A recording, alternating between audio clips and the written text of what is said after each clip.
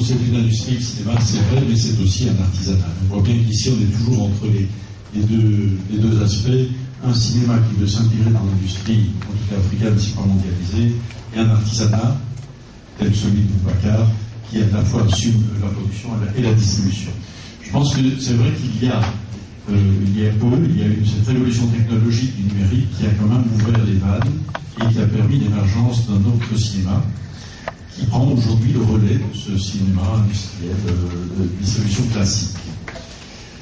Je pense qu'il y a une donnée qu'il faut garder en vue, parce que moi je vais venir après sur cette question du cinéma d'auteur, c'est que toujours la quantité doit dominer la qualité. Je sais que c'est lancer la pierre dans la mare, mais ce n'est pas l'inverse. L'inverse est faux. Je pense qu'il n'y a quasi pas de cas dans l'histoire où la qualité a pu amener la quantité. Je pense que c'est toujours dans le sens inverse que ça va. Donc un cinéma populaire peut entraîner un cinéma d'auteur, mais un cinéma d'auteur ne peut pas entraîner un cinéma populaire.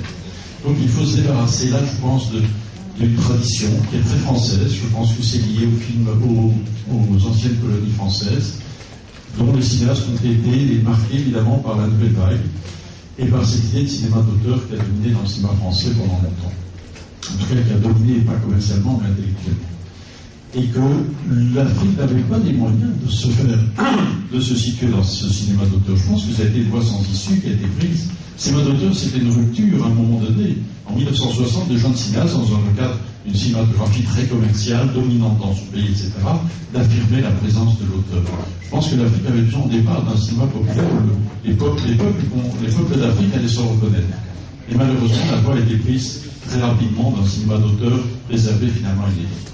Sauf quelques cinéastes, dont évidemment des gens, je pense à Balcoutière, donc à tous les films côte ivoiriens, les comédies qui ont été faites, qui ont eu un succès incroyable.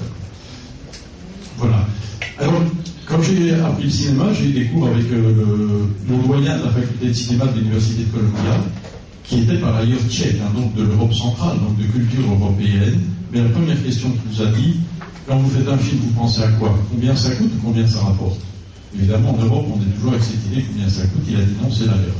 Tant que vous penserez combien ça coûte et que vous ne penserez pas à combien ça rapporte, vous ne pourrez pas faire un cinéma qui va rencontrer le public.